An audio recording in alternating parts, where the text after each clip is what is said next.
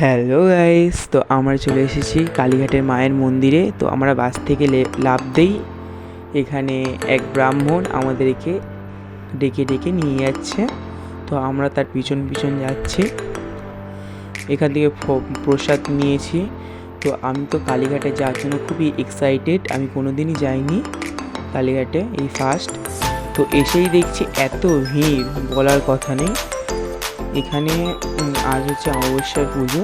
এখানে পাঁঠা বলিও দেওয়া হচ্ছে আজ রবিবার, তাই এত ভিড়। আর এবং অমাবস্যাও যেহেতু আছে আজ, তো এখানে সব হোম যজ্ঞ পুজো করছে। তো এখানকার ব্রাহ্মণরা এত ফ্রড, তো বলার কথা না।